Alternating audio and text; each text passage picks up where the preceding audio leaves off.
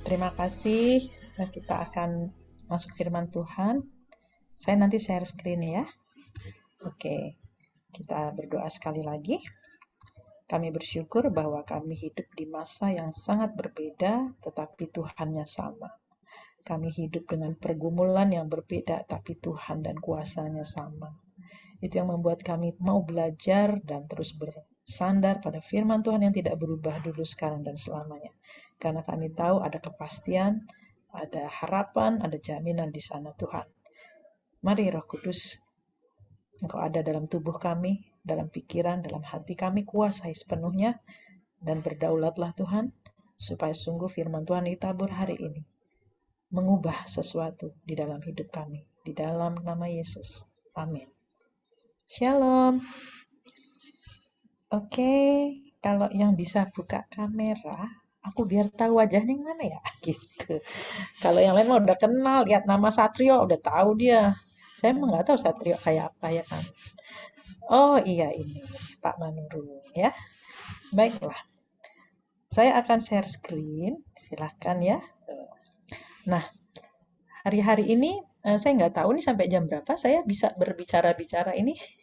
Satu, oh, oke. Saya senang diskusi sebetulnya ya, tapi nanti saya coba selesai sebelum jam 1 supaya kita bisa ada diskusi-diskusi sedikit. Baiklah, hari ini kita akan belajar tentang mana nih? Ya. Apakah materi saya kelihatan? Oke. Nah, kalau baptisan Roh Kudus kayaknya semua orang pernah dengar ya. Tapi hari ini saya mau menceritakan atau membagikan yang namanya baptisan api. Kenapa? Karena hari-hari ini saya rasa beda sekali sama masa-masa di mana saya hidup di dunia ini gitu ya. Belum pernah kayak gini. Hampir semua kita ya, di zaman kita dari kecil, tidak semua orang mengalami apa yang kita alami, yaitu pandemi yang begitu besar melanda dunia. Apakah ada di sini, kasih jempol ya kalau ada, atau kasih tanda, yang kehilangan keluarga dekatnya karena COVID?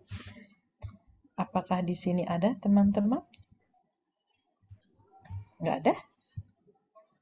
Oke. Oke. Oh ada. Mbak Email turut berduka. Kemudian kalau ada di kantor ini yang kena, di tempat kerja kita ada kasih Ada, tanda? Bu. Ada, oke. Berarti semua ngalami ya, termasuk saya. Di gerejanya ada yang kena, yang meninggal loh. Ada juga. Oke, mari kita baca ya firman Tuhan ini. Aku membaptis kamu dengan air sebagai tanda pertobatan. Ini Yohanes yang ngomong. Tetapi dia yang datang kemudian daripadaku lebih berkuasa daripadaku, dan aku tidak layak melepas kasutnya. Ia akan membaptiskan kamu dengan Roh Kudus dan dengan api. Kalau sampai Roh Kudus saja, saya rasa semua orang tahu baptisan Roh Kudus ya, walaupun saya belum tanyain satu-satu apakah sudah ngalami atau belum, tapi kok rasanya semua orang mau deh dibaptis Roh Kudus, apalagi kalau udah ngerti, minta kalau bisa, ya kan? Tetapi siang ini kita akan melihat apakah kita tahu ada baptisan satu lagi namanya baptisan api. Masih ingat kisah di kamar loteng hari Pentakosta yang turun ke atas kepala itu gambarnya merpati apa lidah api? Hah? Kita sambil diskusi aja ya. Kalau ada yang mau jawab nyeletuk nggak apa-apa loh. Ya. Kalau waktu Yesus dibaptis dia keluar dari air yang datang kan Roh Kudus ya, kayak merpati ya. Tapi waktu murid-murid dibaptis dengan Roh Kudus, maka firman Tuhan bilang yang muncul apa? Lidah-lidah Tidak ada api. api. Berarti ada unsur api di situ. Dan setelah peristiwa itu, baptisan Roh Kudus yang murid-murid, ada cerita penganiayaan ya, di mana mereka tersebar ke seluruh dunia dan Injil diberitakan. Nah hari ini saya merasa kita sedang mengalami penganiayaan dalam versi berbeda. Kita tersebar dari gereja masing-masing. Pernahkah kalian setahun nggak ke gereja sama sekali selain masa pandemi ini? Saya udah setahun lebih nggak ke gereja beneran ya, gereja yang di gedung itu loh. Beneran loh, saya nggak pernah. Persekutuan di kantor aja nggak ngumpul lagi kok. Kita terpencar banget ya, dengan cara yang aneh ya. Dan hanya di zaman ini teknologi memungkinkan kita melakukan apa yang kita lakukan. Bahkan sebelum pandemi, Zoom ini belum terkenal loh. Setuju nggak Mas? Sebelum pandemi. Taunya dulu BB, ya kan? Terus BlackBerry ya, WhatsApp, Line. Begitu pandemi awal keluar yang namanya Zoom itu laris manis. Saya melihat di balik itu Tuhan loh, bukan soal pinter-pinterannya orang nyiptain Zoom. Tapi Tuhan timingnya tuh pas. Ya, kalau nggak ada Zoom kita nggak tahu nih bagaimana mau bersekutu kayak gini. Jadi Tuhan yang menyiapkan yang namanya baptisan api. Nah, kalau kita lihat baptisan api selalu unsur yang ada di sana adalah penderitaan. Tidak pernah saya membaca orang dibaptis api lalu happy gitu. Kalau Roh Kudus ya, dibaptis Roh Kudus happy. Tapi kalau dibaptis api, kalau bisa enggak deh gitu. Tetapi jangan salah, Tuhan nggak pernah ngasih ke kita paket itu setengah-setengah. Kalau dia ngasih sesuatu, dia kasih lengkap. Tujuannya apa? Supaya kita terima lengkap, kita mengalami lengkap. Ya, mari kita baca ayat ini di masing-masing saja ya, tapi bersuara deh supaya lebih enak gitu. Penderitaan adalah bagian dari kasih karunia. Kita baca 1, 2, 3. Sebab kepada kamu dikaruniakan bukan saja untuk percaya kepada Kristus, melainkan juga untuk menderita untuk Dia. Dalam pergumulan yang sama seperti yang dahulu kamu lihat daripadaku dan yang sekarang kamu dengar tentang aku. Itu Paulus bilang. Karunia Tuhan itu bukan soal percaya atau menerima Yesus masuk surga katanya. Tapi penderitaan part of it. Penderitaan adalah bagian di mana kita bisa mengalami yang namanya pengenalan yang benar akan Tuhan. Kita lanjut ya. Di sini dikatakan ya, contoh atau apa yang bisa terjadi ketika ya kita mengalami penderitaan atau baptisan api. Kenapa itu dianggap karunia? Karena itu bisa membuat kita teruji dalam hal iman. Siapa yang tahu kualitas iman kita kalau bukan diuji? Saya suka sekali ya ayat Lukas 6 ini, kita udah sering dengar sih. Tetapi saya mau kita perhatikan baik-baik, apalagi yang pernah ngelihat apa itu tsunami, banjir, bahkan di Eropa juga baru banjir. Coba bayangkan peristiwa itu lalu cocokkan dengan ayat ini. Setiap orang yang datang kepadaku dan mendengarkan perkataanku serta melakukannya, aku akan menyatakan kepadamu dengan siapa ia dapat disamakan. Nah, Tuhan kasih contoh. Dia akan sama dengan seorang yang mendirikan rumah. Orang itu menggali dalam-dalam dan meletakkan dasarnya di atas batu. Perhatikan ini dia. Ketika datang air bah dan banjir melanda rumah itu tidak dapat digoyahkan. Karena rumah itu kokoh dibangun. Kebayang ya, ada rumah dikenain air bah. Air bah itu bukan air yang jalannya pelan, tapi air bah itu kayak tsunami. Dan banjir itu oke lah, naiknya pelan-pelan. Tapi ini dua-duanya kena. Banjir iya, air bah iya, dan dia nggak dapat digoyahkan. Tapi berikutnya, akan tetapi barang siapa mendengar perkataanku tetapi tidak melakukannya, ia sama dengan seorang yang mendirikan rumah sama, tapi di atas tanah, nggak pakai dasar. Ketika banjir melanda, rumah itu langsung roboh dan hebat kerusakannya. Perhatikan tidak ada air bah loh. Kalau dikasih air bah bukan hanya roboh, saya rasa hanyut dia. Ini baru dibanjirin aja sudah hancur. Bapak Ibu, betapa dahsyatnya itu rumah yang kokoh. Bisa bayangin nggak pandemi sebesar ini kalau kita nggak kokoh? Kita udah keseret kemana ya? Belum keluarga kita, belum kehilangan. Saya tuh di kantor saya bukan cuma kehilangan loh. Ada yang saya putus ya? Halo? Enggak. Oh ya. Ada yang kehilangannya itu enggak satu orang. Dalam tempo seminggu kehilangan orang tua langsung bapak ibu. Itu nggak bohong loh cerita-cerita yang dibilang anak-anak jadi yatim piatu mendadak itu beneran loh, itu banyak loh. Di mata saya sendiri saya lihat walaupun udah dewasa orangnya. Tapi dia betul-betul kehilangan. Bahkan ada satu yang betul-betul masih SMA, ditinggal papa dan mamanya dalam waktu 1 bulan, nggak sampai. Saya nggak tahu itu banjir seperti apa yang melanda rumah tangga kedua anak yang ditinggal. Anaknya ditinggal satu SMA, satu SMP kalau nggak salah. Wah, dan waktu dia ditinggal oleh papa mamanya kita gereja Tuhan ngelihatnya miris gitu. Ada juga yang guru sekolah minggu kita, mungkin Imelda kenal.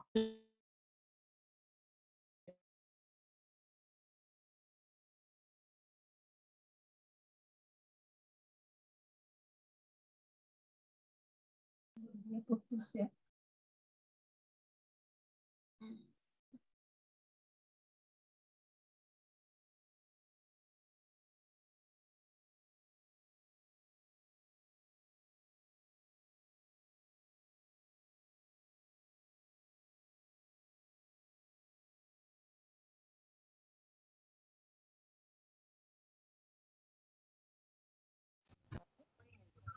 Saya tadi menghilang ya.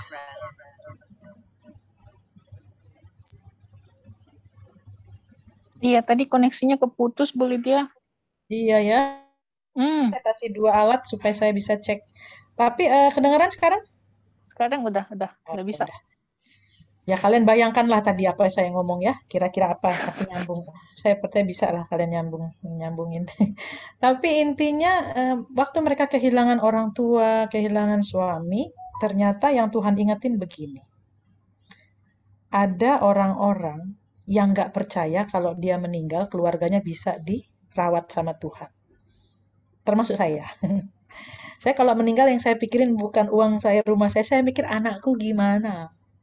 Betul nggak? Suamiku gimana? Jadi waktu meninggal Tuhan bilang sama, saya cuma mau ngasih tahu sama kalian, kira-kira gitu ya. Tuhan terasa Tuhan sedih campur gemes gitu. Terlalu banyak orang bilang aku percaya Tuhan, Tuhan pelihara, tapi waktu aku ambil satu keluarganya langsung nggak percaya. Mereka akan hidup sejahtera. Aku mau kasih lihat. Jadi Tuhan janji. Saya bilang sama orang yang ditinggal, saya bilang, saya mau kasih tahu sama kamu, Tuhan janji anak-anakmu akan dipelihara. Aku bilang. Karena Tuhan lagi pamerin itu kepada kami, bukan kepada kamu. Saya bilang. Kami ini yang kelihatannya sok selalu bilang nggak apa-apa, tapi nggak berani sebetulnya. Ninggalin keluarga kami, nggak yakin Tuhan bisa nolong keluarga kami. Saya ngomong gini karena papa saya ditinggal bapaknya itu umur 4 tahun. Sudah tahu. 4 tahun dia nggak punya ayah, keluyuran, bukan keluyuran. Dititipkan di saudara, ini orang Batak, saya kan orang Batak. Biasalah ya tulangnya lah apanya menerima. Oh senang, orang Batak itu paling bertanggung jawab deh kalau soal itu. Tapi saudara tahu, waktu papa saya korek-korek, ternyata dia pernah mengalami rasa luka itu. Hidup dengan orang yang bukan papa dan mama asli. Itu ada bedanya lah pasti. Tapi setelah dia dewasa dan kami anak-anaknya sekarang dalam Tuhan, hampir saya bilang air mata itu nggak bisa kelihatan lagi di papa saya. Dia sungguh bersuka cita. Dan dia sungguh bersyukur mungkin ya kalau dia bisa ngomong gitu. Kami semua hidup dalam Tuhan. Apakah saya bisa katakan kalau papa saya tidak meninggal, opung saya tidak meninggal, lalu papa saya akan lebih hebat dari sekarang? Saya nggak bisa lihat dia lebih hebat dari ini. Menurut saya dia udah sangat posisinya udah sangat pas untuk menjadi seorang ayah, menjadi anak Tuhan sampai meninggalnya pun. Baik sekali buat saya nggak mau ditambahin apa lagi tuh gitu. Jadi Tuhan nggak bohong. Di sini coba bapak-bapak ya yang suka nggak percaya Tuhan bisa melihara anaknya, itu kita akan jadi hidup. Sekarang nih kalau udah kena COVID kita tuh jadi stres takut mati. Betul nggak? Jujur, takut mati nggak? Lah saya kan kena. Ya, Melda tahu kan saya kena ya, Mel? Oh, nggak tahu ya. Jadi ibuku itu kena COVID di Bandung sendirian. Lalu saya bilang sama keluarga saya mau jaga mama. Itu wajah mereka antara takut, marah, dan sebagainya. Seperti nggak ada pilihan lain gitu. Ada pilihan lain, saya bisa bayar suster mungkin. Tapi saya bilang, mama butuh saya, bukan butuh soal suster. Saya harus kasih tahu mama bahwa anaknya ada di sampingnya, apapun yang terjadi. Saya bilang. Akhirnya setuju semua. Karena mereka bayangkan kalau mereka jadi mama kan. Coba kalian kalau jadi mama saya mau ya di jauh-jauh gitu kan. Lalu saya dibekelin segala perlengkapan APD. Anak saya kan dokter yang cewek kasih APD semua lengkap. Berangkatlah saya seperti mau ke medan perang. Lalu saya merawat ibu saya. Dalam tempo seminggu keluarlah hasil PCR saya positif. Dan waktu saya positif, saya jujur loh, saya kepikir saya bisa mati itu ada loh. Ya, lalu saya mulai berpikir saya harus menulis semua rekening-rekening saya, ya kan, apalagi. Pokoknya jangan sampai gini, mau mati kita mikirin ini harta ada yang tahu nggak? Saya lebih baik keluarga saya tahu, karena mereka pasti nggak mau tahu. ATM saya nggak mau tahu PIN-nya, saya itu ikut polis asuransi mana, pasti suamiku tuh nggak apalah nomor-nomornya gitu. Ada sih di lemari semua, tapi saya takut dia lupa kan, saya mulai tulis gitu kan. Tapi mau saya kasih takut dia tersinggung kan. Tapi saya jadiin ketahuan aja. Nanti ini kalau ada apa-apa nih rekening-rekening udah lengkap ini gitu kan. Dan buat buat saya itu tidak harusnya tidak buat anak Tuhan harusnya itu nggak tabu ya. Harusnya, tapi kan kita suka tabu. Ngomongin tabungan kita, Bukan hanya tabu, kadang-kadang pelit juga sih, nggak ada yang ngasih tahu. Kalau ini mah bener-bener harusnya nggak tabu. Kita tuh jangan ada rekening nggak tahu suami kita, anak kita, orang tua kita. Nanti kalau kita meninggal, kita ini mau mati mikirin itu. Saya nggak mau mati mikirin kayak gituan maksud saya. Saya mau mati itu lega dan bilang Tuhan aku nggak bawa apa-apa, udah aku tinggalin semua. Rela gitu. Ya, coba ingat-ingat kalian. Kalau mau meninggal apa yang bikin kalian susah, nah itu lepasin deh. Ini adalah bicara soal kita ya sedang diuji iman kita. Kita gali dalam-dalam karena firman Tuhan bilang soal uang juga di mana hartamu berada di situ hatimu berada. Jadi praktekin lah. Kalau hatimu ada di istrimu, hatimu ada di anakmu, hartamu harus di situ. Nggak bisa kalian pisahkan. Karena saya sering ketemu rumah tangga yang ribut ketika meninggal orang tua, anaknya ribut soal harta. Saya nggak mau. Saya karena papa saya tadi meninggal ya, bapaknya umur 4 tahun, kami tuh hidup pas-pasan. Saya nggak punya warisan apa-apa ketika papa saya meninggal. Betul-betul orang tua ada rumah lah, tapi nggak saya kepikir lah. Intinya dia nggak pernah bekali kami dengan harta supaya dia meninggal dengan tenang. Hartaku banyak nggak. Dari awal waktu dia hidup dia cuma bilang, kami mau kalian hidup dalam Tuhan. Kita suka lupa harta yang satu itu. Nggak bisa digoyahkan, rumah itu nggak bisa roboh, bukan karena harta kita kasih, anakku engkau sudah kukasih rumah, apartemen ini ya, kau nggak akan digoyahkan. Siapa bilang? Kita lupa yang bisa bikin anak kita goyahkan rumahnya adalah ketika dia gali firman dalam-dalam, dan dia menemukan firman itu, dihidupinya tiap hari, lalu kita meninggal, selesai, anak kita tetap utuh. Saya selalu bilang sama anak-anak saya, jangan takut kalau orang tua mau meninggal.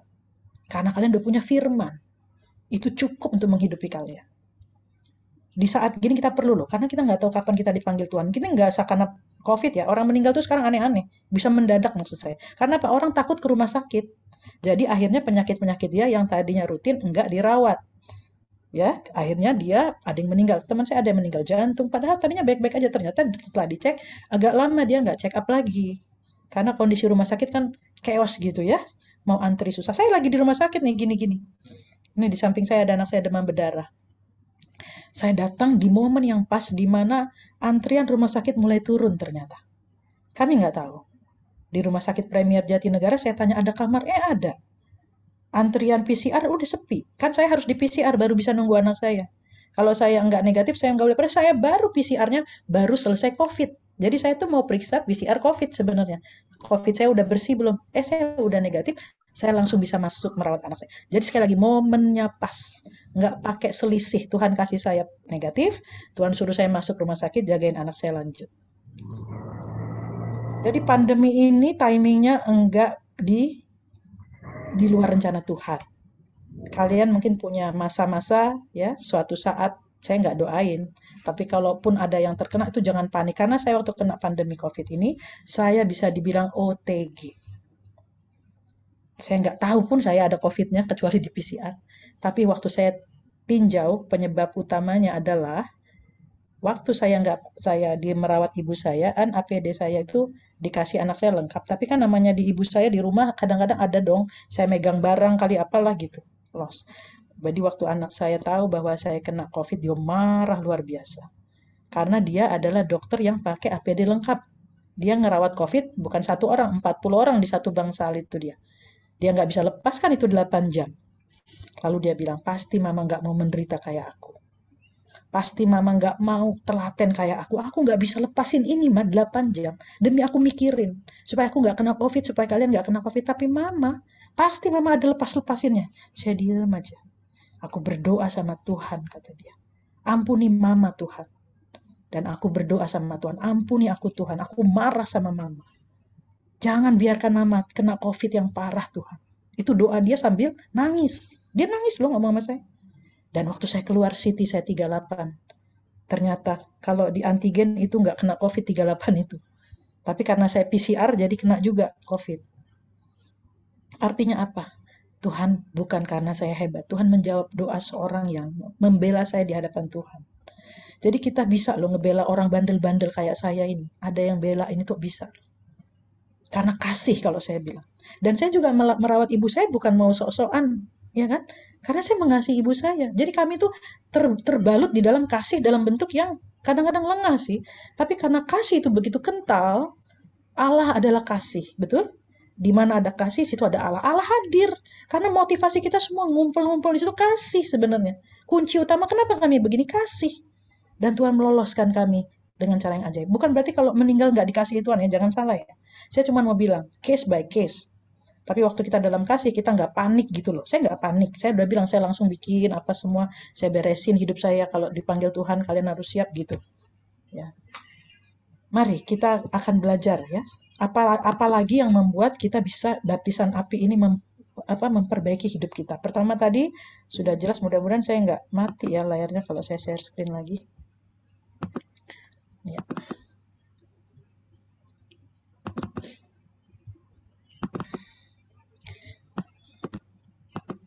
Oke, kita belajar lagi tentang tadi ya, setelah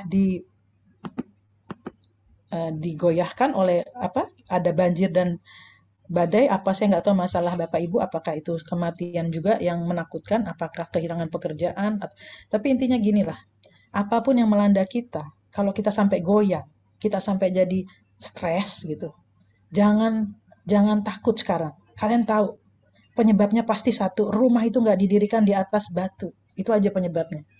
Nggak usah cari-cari, kenapa aku gini, kenapa gini. Nggak usah lah, karena Alkitab udah bilang, kalau itu didirikan di atas batu, maka rumah itu nggak akan goyah. Air banjir nggak akan mempan, katanya gitu. Tapi gimana caranya Tuhan? Nah, caranya ayat 47. Setiap orang yang datang kepadaku dan mendengarkan perkataanku. Jadi bukan hanya mendengar, datang kepadaku. Niat nggak? Baca Alkitabnya niat nggak? Dengar firmannya niat nggak? Dengar ibadah niat nggak? Karena di ayat yang bawah, ayat 49, akan tetapi barang siapa mendengar perkataanku, nggak pakai datang, nggak pakai melakukan. Saudara bisa kan tinggal buka YouTube, dengerin firman lewat.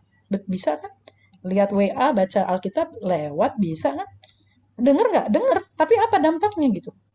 Tapi orang yang di atas ini, dia datang sengaja loh. Kayak Maria dan Marta itu.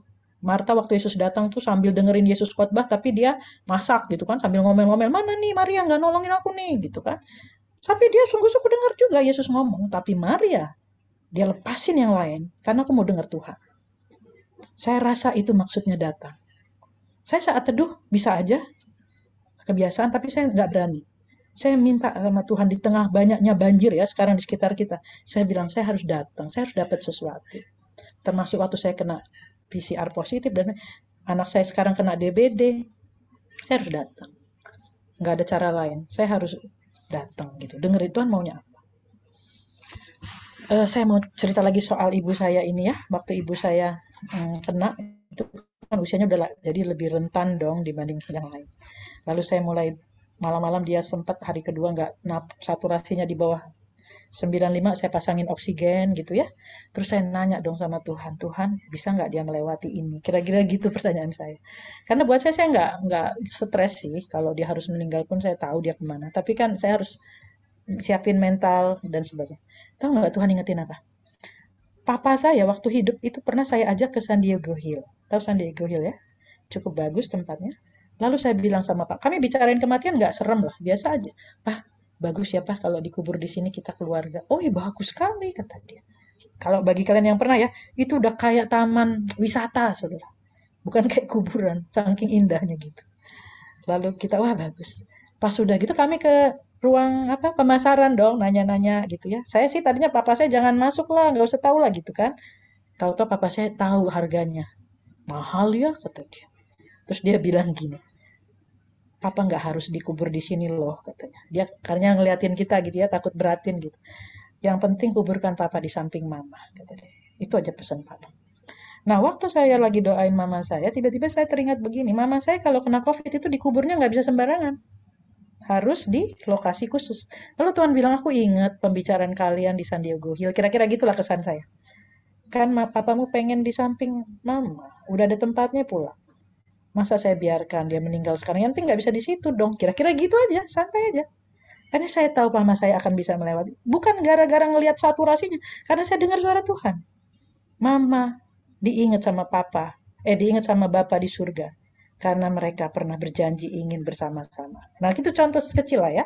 Ada contoh lain. Tapi intinya iman tidak tergoyahkan itu terjadi karena kita mendengar perkataanku. Sekali lagi, papa saya motivasinya murni kok. Dia tidak ingin nyusahin kami dan dia ingin itu aja lah gitu. Sederhana, oke ya. Lanjut. Apalagi yang diuji ketika api turun, penderitaan. Kita harus siapin yang namanya pikiran. Ya, penderitaan itu nggak bisa kita siapin di badan. Aku siap menderita, tapi pikiran kita nggak siap itu nggak bisa. Kita harus siap dulu pikiran yang mau menderita. Saya bacakan ayatnya. Jadi karena Kristus telah menderita penderitaan badani, kamu pun harus mempersenjatai dirimu dengan pikiran yang demikian, karena barang siapa telah menderita penderitaan badani, dia telah berhenti berbuat dosa. Supaya waktu yang sisa jangan kamu pergunakan menurut keinginan manusia, tetapi menurut kehendak Allah. Ternyata kemampuan kita berpikir untuk siap menderita, itu mencegah kita berdosa. Dosa itu muncul karena kita nggak kuat, daging kita pengen, kita nggak mau menderita nih daging kita. Nafsu kita nggak mau kita menderita nih. Nggak tahan, aku kalau nggak marah nggak tahan nih. Aku kalau nggak nonton nih, film-film yang begini aku nggak kuat nih. Aku kalau nggak ngerokok nih, kalau aku nggak minum nih. Ada benda-benda sesuatu yang membuat badan kita sakit kalau nggak kita lakukan. Itu namanya kita nggak siap menderita badani kan kira-kira gitu. Papa saya itu termasuk orang perokok berat karena dia tinggal sama orang lain gitu ya. Pergaulannya kurang baik. Dia cerita. Waktu kecil dia sudah ngerokok, dari SMP udah ngerokok ya. Nggak bisa lepas. Sampai suatu saat dia kena stroke. Lalu saya tidur di kamar di rumah sakit nemenin dia, saya mandiin dia, saya lapin dia. Hari pertama saya biasa aja, biasalah saya udah tahu bau badan papa saya kan perokok berat. Nikotin semua bau badan. Dan saya udah biasa lah, saya lap. Tahu-tahu hari ketiga, karena dia nggak bisa merokok 3 hari lebih. Saya mencium aroma wangi, saya heran ini dikasih minyak wangi apa gitu ya. Ternyata papa saya wangi, wangi banget. Udah selesai, saya udah lupa tuh cerita itu. Sampai suatu saat ketika papa saya stroke-nya udah mulai pulih, udah bisa jalan lagi, dia mau ngerokok lagi. Dia sampai nangis, saking dia kan udah agak susah jalannya. Minta dibeli rokok, kami nggak ngasih pak. Kata dokter nggak boleh pak. Tetapi saudara tahu, satu kalimat saya bilang gini sama papa. Pak, waktu di rumah sakit, hari ke papa wangi. Dan papa tahu nggak? Firman Tuhan bilang, saya bilang, persembahkanlah tubuhmu sebagai persembahan yang hidup, yang kudus. Papa tahu kalau badan papa wangi sama badan papa bau nikotin, waktu dibawa ke Tuhan kira-kira bagus yang mana, Pak? Saya cuma ngomong gitu. Sejak hari itu papa saya nggak pernah minta rokok lagi. Saya bersyukur, firman Tuhan rema dalam dia bahwa tubuh ini wangi. Itu lebih baik dipersembahkan daripada tubuh ketika dia tidak bisa menguasai dirinya gitu. Toh dia dikasih stroke juga bukan mintanya papa, tapi Tuhan kasih banyak hal supaya papa bisa berhenti dan papa tahu bahwa badan dia bisa wangi. Dulu waktu dia merokok, kami anak-anaknya kalau punya anak ya, punya bayi, selalu kami usir dengan tanda kutip ya, papa jangan dekat karena bau rokok, asap rokok itu kan kecium sama bayi nggak enak gitu. Jadi saya kadang-kadang kasar, saya merasa bersalah, tapi ya bagaimana? Aroma papa tidak sehat untuk anak-anak di sekitar dia gitu. Kadang dia merokok kemana-mana asapnya gitu. Tapi waktu papa meninggal, papa sudah dengan tubuh yang baru, dengan jiwa yang baru. Saya lihat tadi saya bilang sempurna, saudara. Tapi kenapa penderitaan badan ini? Iya memang menderita papa saya kalau badan ini nggak usah ditanya. Siapa yang nggak menderita kalau stroke? Tapi buat saya, coba baca yang Roma 8 ayat 18. Demi yang ini saya nggak menyesal papa saya pernah stroke. Nggak pernah saya sesal. Kenapa? Sebab aku yakin bahwa penderitaan zaman sekarang ini tidak dapat dibandingkan dengan kemuliaan yang akan dinyatakan sama kita. Pernah dengar ayat, kalau matamu yang kiri membuat kamu berusaha congkel lah, itu pernah dengar? Kalau tanganmu potong lah, itu kan kejam-kejam banget ya, itu ayat ya. Tetapi saking Tuhan mau bilang, penderitaan badan itu nggak ada apa-apanya dibanding kemuliaan. Kalau gara-gara COVID kita jadi sungguh-sungguh Tuhan izinkan, bahkan ada yang meninggal pun Tuhan izinkan. Kalau itu untuk kemuliaan yang kekal, maka itu bukan sebuah kesalahan. Amin, Bapak Ibu. Kalau kita harus kehilangan pekerjaan, kita harus kehilangan kenyamanan kita. Tapi kalau itu demi kemuliaan, itu bukan sebuah kegagalan. Sekarang saya mau tanyakan ya, waktu Ayub diuji Tuhan, salah apa sih dia? Betul? Tetapi diambilnya tuh, kalau COVID kan saya bilang 1 hari ada yang 2 meninggal ya, bapak ibunya. Kalau Ayub bukan lagi 2 yang meninggal, anaknya semua meninggal. Baca kan? Hartanya semua hancur. Itu 1 hari yang sama loh. Itu lebih dari COVID loh. Lalu kita nanya, kenapa Ayub diizinkan? Pasti gitu ya. Ternyata apa gunanya? Supaya beribu-ribu tahun kemudian orang kayak saya belajar dari Ayub. Kalau saudara menderita saat ini, lalu saudara nanya, kenapa saya? Saya mau kasih tahu, jangan-jangan turunan kita, anak cucu kita akan membicarakan kita. Wah, itu ya, Ferry ya, Pak Ferry Sairang, atau ada Pak Ferry, walaupun fotonya yang saya bayangkan begitulah wajahnya. Pak Ferry ya, waktu hidupnya menderita gini, tapi kita kan nggak tahu kita udah mati nih ya. Orang ngomongin kita dan jadi berkat loh nama kita. Kalau ingat nama Pak Ferry selalu ingat Tuhan, kebaikan Tuhan. Mendingan mana saudara? Kita nggak pernah menderita, lalu kita meninggal, orang ngomongin harta kita mungkin, tapi nggak pernah menceritakan hidup kita jadi berkat buat dia.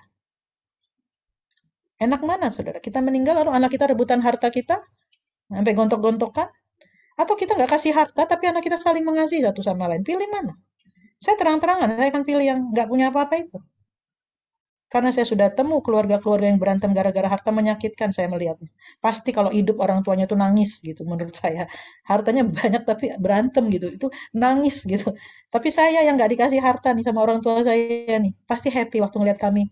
Kakak beradik saling tolong menolong. Ada adik saya yang kadang-kadang sulit ya. Namanya keluarga ada dong yang sulit. Kami bantu sama-sama. Kasih rumah kalau perlu. Kasih mobil kalau perlu. Papa saya pasti senyum melihatnya. Gitu. Ya kan? Bukan karena kelebihan, tapi kekurangan justru ya. Oke. Apalagi yang terjadi ketika kita dibaptis atau diuji sama penderitaan? Kita bisa lepas dari ketakutan. Saya langsung bacakan yang di bold aja ya. Di dalam kasih tidak ada ketakutan, kasih yang sempurna melenyapkan ketakutan. Sebab ketakutan mengandung hukuman, barang siapa takut dia tidak sempurna dalam kasih. Saya mau kasih contoh kasih sempurna tuh gini deh. Pernah dengar kisah orang Samaria yang baik hati? Ya. Nah, waktu dia ngelihat orang dipukulin di pinggir jalan, kan itu orang yang mengasihi kan Tuhan kasih ilustrasinya itu ya, kasih yang sempurna, kasih sesama manusia yang sempurna itu. Kenal enggak, dia ambil, dia bawa itu orang di keledainya, dia bawa ke rumah penginapan. Di rumah penginapan dia titip dong sama yang punya penginapan, Pak tolong rawat ya orang yang sakit ini, yang habis dipukulin ya, nanti katanya, saya tinggalin uang nih Pak, nanti kalau pas sudah sembuh ternyata uang saya kurang Pak, saya tambahin. Saudara tahu, sebelum dia ada orang Farisi, ada orang ahli agama, ada orang-orang yang rohani loh, lewat ketakutan. Karena dia bilang itu kan orang di Samun jangan-jangan ya jahat ya, jangan. Pokoknya banyak ketakutan sampai nolong orang aja nggak berani. Gitu. Saudara tahu kalau saudara nggak mau nolong orang, saudara kira apa? Pelit nggak buat saya karena pasti ada ketakutan dalam kita. Gimana kalau disalahgunakan uang saya? Gimana kalau dia nanti nggak tahu berterima kasih? Gimana? Pasti karena ketakutan. Tapi ketika kita mengasihi orang seperti diri kita sendiri, kita lepasin itu dan kita nggak peduli. Nanti kurang nggak ya uang saya? Saya tambahin ya Pak, katanya. Kenapa Yesus bilang, siapa di antara mereka yang mengasihi sesamanya? Semua bilang orang Samaria, ya, karena kasihnya sempurna untuk orang-orang yang dikenal. Saat kita pandemi ini, waktu anak saya yang dokter itu cerita, di zaman rumah sakit lagi full. Saudara tahu ada orang-orang yang hanya dititipkan oleh keluarganya pakai surat karena mereka sekeluarga COVID. Lalu orang tuanya udah parah, di surat tolong rawat ibu saya. Taruh di situ. Di rumah sakit kalau orang nggak dirawat saking penuhnya, kan yang bersihin tempat tidurnya semua perawat. Satu perawat nanganin 40 pasien. Tentu giliran ada yang buang air, ada yang harus kencing, nggak langsung diganti. Dan anak saya bilang, Ma, itu lalat juga bertebangan kadang. Karena kan dia di tenda-tenda darurat juga, lalat bertebang. Dan saudara tahu, ada orang-orang seperti orang Samaria yang membersihkan air kencing semua, tanpa pandang bulu. Agamanya apa ini ibu? Gerejanya di mana? Nggak ditanya. Kamu keluar, nggak pakai tanya. Tapi kita, saya waktu dengar tuh saya mikir gitu. Tuhan ajar apa sama kita? Nakes-nakes itu mati loh. Sampai mati loh ngurusin orang sakit loh. Kita ngurusin keluarga kita sendiri. Orang kita kenal aja kadang kita hitungan. Gimana kalau saya nanti begini? Tapi hari ini saya percaya bahwa kita sedang diajar Tuhan. Jangan takut. Lihat orang sakit nggak takut. Lihat uang kita kurang nggak takut, bahkan lihat kita kena COVID pun nggak usah takut. Kenapa? Kasih yang sempurna. Kita lanjut ya. Hasil baptisan api tadi minimal ada 3. Silakan saudara gali lagi. Pertama, kita murni firman Tuhan itu kita gali bukan untuk sok-sokan, bukan untuk keharusan, tapi karena kita menemukan dasar batu untuk mendirikan rumah kita di sana. Kalian nggak akan lagi deh nggak baca Alkitab tiap hari kalau kalian ngerti akibatnya. Kita bisa berdiri di atas banjir dan di atas air bah. Itu janji Tuhan soal firman. Pokoknya kalau nggak baca firman sekarang ini takut deh. Takut apa? Kena banjir, kita longsor, kita hancur kita. Ya, tapi kalau ada firman Tuhan janji. Yang kedua, kita tahu bahwa pikiran kita itu nggak takut mati, nggak takut menderita. Kita tahu hidup kekal itu lebih penting daripada keadaan hari ini. Yang terakhir adalah kita bisa membedakan, kita nih lagi murni nggak mengasihi orang. Kok saya masih takut sih nolong orang? Kok saya masih takut sih? Ya, diperlakukan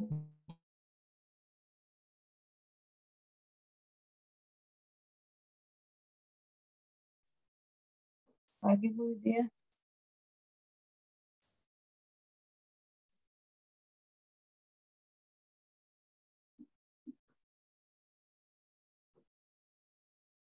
kita nggak bisa pilih, tapi mengisi hidup kita dengan firman, dengan apapun itu pilihan kita. Sebab yang sangat kurindukan dan kuharapkan ialah bahwa aku dalam segala hal tidak beroleh malu. Demikian pun sekarang Kristus dengan nyata dimuliakan dalam tubuhku, baik oleh hidupku maupun oleh matiku. Amin. Dan karena bagiku hidup adalah Kristus dan mati adalah keuntungan. Jadi waktu saya dengar saya COVID, mungkin saya mau meninggal, tiba-tiba saya merasa exciting. Exciting gini, berarti saya udah dekat ya mau ketemu Tuhannya gitu. Saya nggak buat-buat, Bapak Ibu, sungguh saya nggak buat-buat, tapi saya merasa, iya ya, saya suka memberitakan Injil sama orang, saya suka nanya, kamu takut mati nggak? Kalau kamu takut mati mungkin gitu kan. Padahal kadang-kadang kita sendiri takut mati. Tapi enggak, harusnya kita nggak takut mati. Karena mati adalah keuntungan. Karena hidup bagiku, kalau kita belum mati nih semua di sini ya, karena kita harus memberi buah. Kita nggak bisa milih. Kita nggak bisa milih, tetapi kita akan hidup untuk Tuhan. Oke, saya kira nanti kalau bahannya kalian mau saya bisa kasih. Tetapi hari ini mungkin sampai di situ dulu. Kalau ada yang mau nanya satu pertanyaan atau komen boleh. Kalau nggak ada, saya ingin berdoa untuk kita semua. Silakan, Ibu Kartini, mungkin ada yang boleh. Bukan, saya hostnya. Oh ya, Silakan, makanya dari host mau menawarkan nih. Bu, Saya boleh hanya Bu, tawarin mengundang. satu orang. Mau nanya boleh Bu. Mengundang aja. Silakan teman-teman, kalau ada pertanyaan boleh kita kasih waktu ya, masih ada beberapa menit. Tapi sharingnya sangat memberkati banget sih, boleh dia buat saya ya, terus terang. Silakan Pak Ferry, mungkin ada mau pertanyaan? Selamat siang Bu, dan rekan-rekan sekalian. Saya ingin nanyakan, tadi kan dibilang ada, maksudnya penderitaan di akhir zaman ini tidak sebanding dengan kemuliaan yang akan kita alami. Nah, yang saya ingin tanyakan bagaimana kita bisa menghadapi penderitaan zaman sekarang ini, maksudnya dengan perasaan yang bersih ya, tulus ya, kita bisa menerima. Kadang orang kan menerima penderitaan ini mungkin dengan hati yang berat gitu, dia punya mental yang berat gitu. Nah, bagaimana kalau Ibu menghadapi itu mendasarkan dengan pikiran dan hati, dengan perasaan yang lain, tanpa memberatkan orang lain gitu Bu. Nah, jadi kita bisa ikhlas gitu menghadapi segala sesuatu. Kadang-kadang kan orang masih ada rasa berat yang dipakainya. Mungkin itu aja Bu, pertama. Terima kasih. Iya, Pak Ferry, terima kasih untuk pertanyaannya, mewakili kita semua ya. Sangat manusiawi kan, kalau kita menderita punya masalah itu jadi berat. Manusiawi kan. Tetapi saya mau kasih tahu, kita ini makhluk rohani yang punya badan jasmani. Itu beda. Waktu kita belum dalam Kristus, kita ini makhluk jasmani, pikiran jasmani, otak jasmani. Tapi waktu di dalam Kristus, Alkitab berkata, kamu akan jadi ciptaan baru. Aku memberikan padamu roh yang baru, hati yang baru. Salah satu orang yang saya temui waktu dia COVID adalah yang saturasinya di bawah 88. Lalu saya bel. Lagi nunggu ambulan. Karena mau bawa rumah sakit kan penuh, ambulan aja ngantri kan. Jadi dia dalam keadaan udah susah. Kenapa saya sempat bel? Saya bersyukur. Saya tanya, Gimana keadaanmu begini-begini? Kamu gimana? Takut? Takutlah Bu, kata dia. Kamu takut mati? Saya tanya. Iya Bu, saya takut mati. Saya nggak siap Bu, saya nggak siap, kata dia. Ini saya ngomong penderitaan yang paling di ujung ya. Mati itu biasanya paling ditakutin orang kan. Terus saya tanya, gimana kalau kita mati sebetulnya apa sih yang paling ditakuti? Saya bilang. Setelah kita ngobrol ternyata satu loh yang paling ditakuti. Mungkin sama jawaban, dosa. Nggak ada orang yang berani mati sambil bawa dosa, itu nggak ada yang berani. Betul? Karena kita tahu dosa itu akan membuat kita nggak ada jaminan apa-apa. Ya Pak Ferry, betul ya Pak Ferry? Kalau kita mati yang kita takuti kan dosa kita nih, kemana? Kalau saya bilang harta kita, anak kita, oh ya setakut-takutnya kita kan ya nggak tahu lah ya. Tapi kalau dosa kita udah tahu lah ujungnya kemana. Akhirnya saya bilang, oke kalau gitu, karena dia udah, kita mau nggak beresin dosamu? Tapi saya tahu ini waktunya nggak lama, saya bilang. Jadi nggak mungkin kamu berbuat baik, berbuat amal, nggak ada. Ini betul-betul harus ada yang nebus dosamu, harus ada yang bersihin dan ambil alih dosamu. Dan ada yang mau loh. Ada Bu, siapa? Yesus. Saya bilang. Yang kamu kenal dengan Nabi Isa itu Yesus, dia mau dan dia udah lakukan. Cuman kadang-kadang kita nggak tahu. Akhirnya dia mau, akui dosa, kami berdoa dan dia menerima Yesus. Malam-malam, terus habis berdoa saya bilang, gimana Pak rasanya sekarang? Mas, karena masih muda ya, gimana Mas? Tenang Bu, hati saya jadi tenang ya Bu, kata dia. Dia heran sendiri, karena waktu dikirim foto, kan dia mengirim foto ke saya, ke kakaknya, saya lihat mukanya orang ketakutan, gimana sih dipakein apa namanya oksigen, ketakutan, matanya begitu kan saya nggak tega banget. Tapi waktu dia bilang tenang, oh ya udah, berarti saya bayangkan dia nggak gitu lagi. Akhirnya dapat ambulan, dia dibawa ke rumah sakit, sempat dirawat. Malamnya dia WA saya, Bu saya udah dapat rumah sakit, saya udah tenang. Nanti kata-kata motivasinya kirim lagi ya Bu, kata dia. Padahal itu bukan motivasi Bapak, itu firman Tuhan. Ya, dia nggak. Dan pagi-paginya kakaknya bilang, Bu adik saya sudah meninggal. Saya nangis, tapi saya juga bahagia. Saya ingat waktu Yesus di kayu salib, di sampingnya ada orang yang disalib. Yesus nggak bilang, kamu akan turun dari salib nih, kamu nggak akan sakit lagi. Enggak, Tuhan bilang, kamu udah bersama aku di Firdaus. Saya tahu Tuhan bicara sama dia di akhir hidupnya. Kamu memang COVID-nya akan tetap ada, tapi engkau bersama aku. Buat saya itu yang bikin dia tenang. Saya tahu dia meninggal nggak pakai melotot loh. Nah Pak Ferry, apa yang membuat kita bisa tenang sekali lagi Pak Ferry? Pandang Yesus di setiap masalah kita. Ya, apa sih yang paling ditakutin manusia Pak Ferry? Biasanya kematian. Dan Yesus sudah menang atas itu. Yang kedua, cek hati. Karena di mana hartamu berada, di situ hatimu berada. Apa yang memberatkan Pak Ferry ketika penderitaan datang? Takut miskin kan? Takut sakit. Takutan kita kan jelas lah. Kita yang tahu lah. Tapi waktu takut kita diselidiki sama firman Tuhan, lepaskan itu Pak Ferry. Dan gantikan itu dengan firman Tuhan. Takut anak-anak nggak ada yang pelihara, gantikan itu dengan janji Tuhan. Ya, sekali-kali aku tidak akan meninggalkan engkau. Sekali-kali kata Tuhan gitu. Ya kan? Orang benar, anak cucunya. Pokoknya gantikan itu dengan firman Tuhan dan percayai. Tuhan nggak pernah salah dan Tuhan nggak pernah lupa sama janji. Manusia bisa lupa. Tuhan nggak pernah. Terus saja Pak Ferry. Nah karena itu kenapa saran saya nih Pak Ferry. Gimana Bu biar tenang? Nggak ada cara lain Pak. Bapak harus bergantung sama firman Tuhan 100%. Tidak ada hari tanpa merenungkan firman Tuhan. Karena Alkitab yang suruh. Siang dan malam. Apa saja yang kau perbuat akan berhasil. Engkau akan beruntung. Engkau akan tenang. Ketika apa? Firman Tuhan renungkan siang dan malam.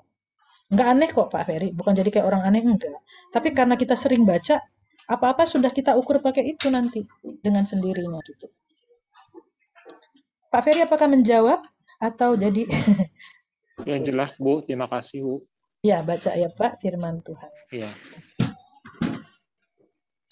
Oke, Saya kira waktu terima ya. kasih. Maaf Ya, ya. terima kasih banyak Bu Lydia, itu benar-benar jawaban yang terima kasih juga Pak Ferry buat pertanyaannya ya. Iya, terima kasih. Ini udah jam 1 lewat, jadi kita akan warta dulu ya sebentar sebelum menutup ibadah. Silakan Kak Jimmy. Tadi saya mute karena takutnya ada background-nya. Ya, thank you. Iya.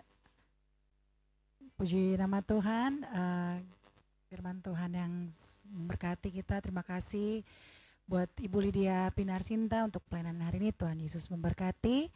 Dan kita akan melihat pengumuman dari PD Ribka untuk warta ibadah minggu depan tanggal 13 Agustus jam 12 masih melewati aplikasi Zoom. Meeting password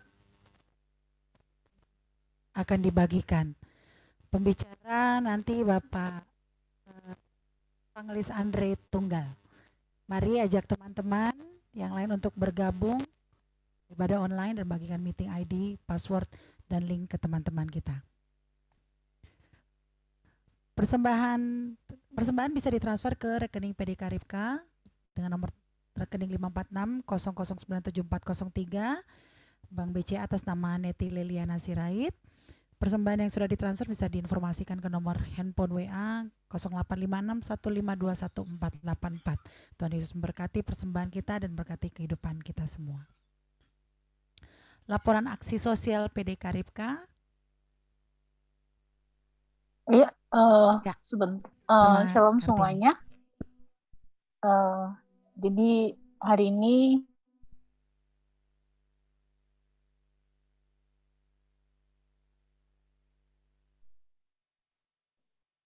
Halo, hilang ya.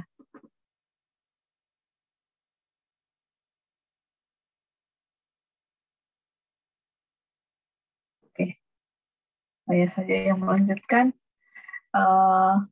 Ini laporan aksi sosial dari Karipka. Kita sudah mengadakan aksi sosial dengan penyerahan sembako telah diserahkan ke Rumah Kasih Papanggo Tanjung Priuk. Total sembako yang kita kasih dinilai dalam uang Rp10.080.000. Kita kasih sembako dalam bentuk beras, minyak, dan ikan.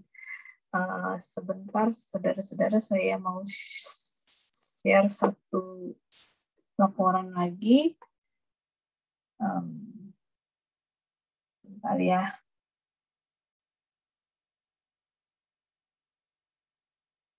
Bentar ya, saudara-saudara.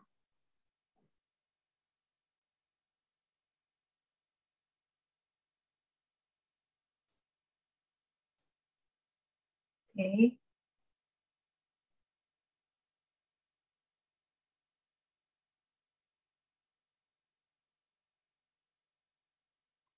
Mana ya? Kok hilang? Sebentar, saudara. Ini dia. Oke. Laporan kami.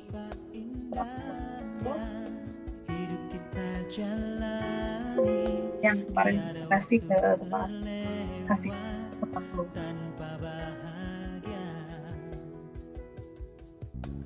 Mari lihat keluar, terkadang kita lupa, kita tak sendiri, menikmati indahnya hidup yang diberikan oleh Sang Pencipta.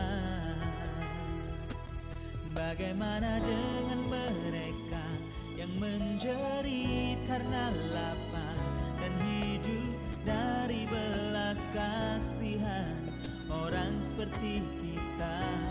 Bagaimana dengan mereka yang tak punya apa-apa, apa yang telah kita buat?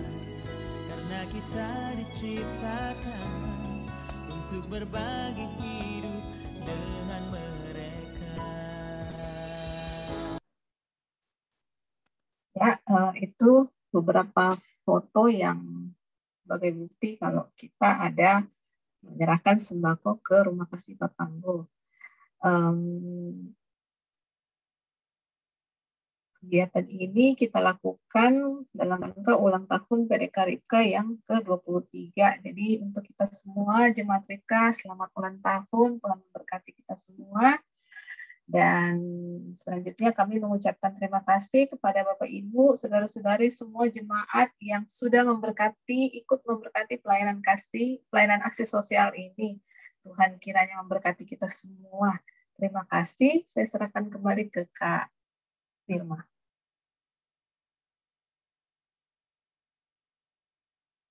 Ya, puji Tuhan, terima kasih Imelda. Kita akan masuk di dalam doa syafaat dan doa berkat yang akan disampaikan Ibu Lydia. Namun sebelumnya kita angkat pujian. Kami memuji kebesaran-Mu. kami memuji kebesaran-Mu. Ajaib Tuhan, ajaib Tuhan, kami memuji kebesaran-Mu. Ajaib Tuhan, ajaib Tuhan, ajaib Tuhan, ajaib, ajaib Tuhan, ajaib Tuhan, ajaib Tuhan. Saya persilakan Ibu Lydia.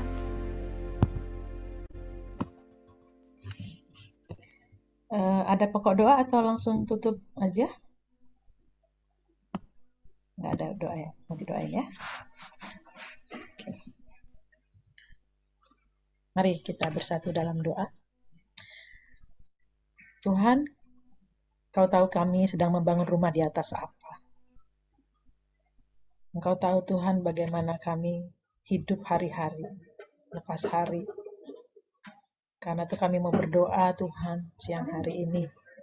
Biarlah kami semua yang masih sehat ini, di waktu hidup kami ini, punya waktu lebih banyak untuk menggali firman Tuhan, mendirikan hidup kami belum terlambat Tuhan, membawa keluar kami hidup dalam firman Tuhan. Kami mewariskan itu kepada anak-anak kami, mewariskan itu kepada orang-orang yang kami kasihi.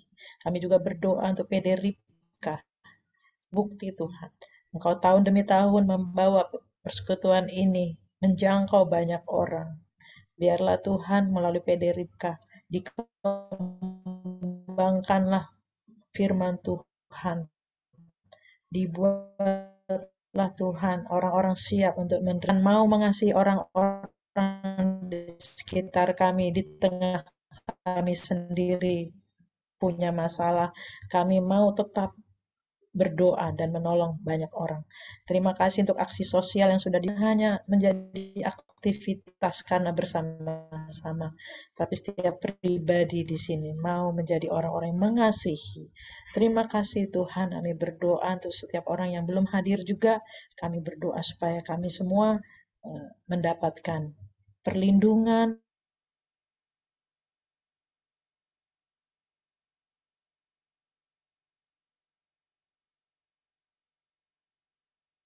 wajah-Mu kepada kami, dan berikanlah kasih karunia untuk hari lepas hari kami.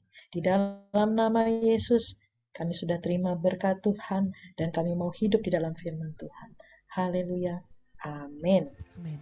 Terima kasih Yesusku, terima kasih Yesusku, puji syukur hanya bagi Tuhanku.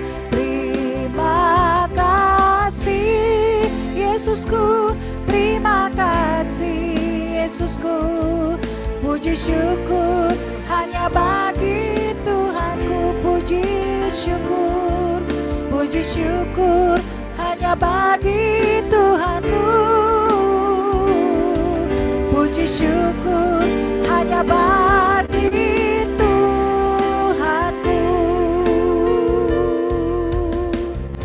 Teman-teman dipersilakan bersaat teduh sejenak.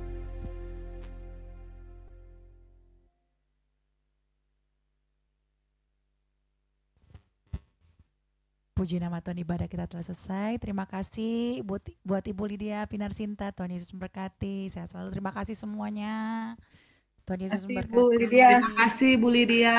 Sama-sama. Thank you semua. Tuhan berkati. Sama-sama. Ketemu lagi kapan-kapan ya di Zoom. Iya Bu. Oke, mari. Bye-bye. Saya live ya. Pamit. Terima kasih Kak Regina, Bang More, Bang Edo, semuanya. Kak Lisa. Lagi ya. Terima Ada Jimmy di mana-mana. Dewi, terima Bisa kasih. Thank you. Bu JJ. Ya, rekam aja situ, Bil. Pak Ferry, terima Pak Ferry. Kak Lewi. Bukan, yang kolong. Satrio. Ibu, terima kasih semua. Kasih. Selamat beraktivitas. Biel. Masih Pamit kasih ya. semua. Pamit Yuk, ya. mari kita bekerja lagi. Dadah. Dadah. Bye. Bye. Bu, udah bener emang aku yang baca. Emang aku bisa ngomong. Aku nggak bisa ngomong. Ngomongku suka kejadian. Kalau aku ngomong kejadian, aku nggak boleh ngomong. Ini bener banget. Tiba-tiba dia terkeluar pula. Freeze. Tumben-tumbennya dia freeze gitu. Iya, katanya koneksi putus tuh. Aku sampai kaget mau share video aja. Aku tadi agak di mana? Kaget pokoknya. Oke. Ini bukan end all ya, masing-masing live sendiri ya. Ya, aku kalau host yang keluar N, semua N. Oke. Dadah JJ. Yuk, lanjut kerja. Ya, shalom. Halo.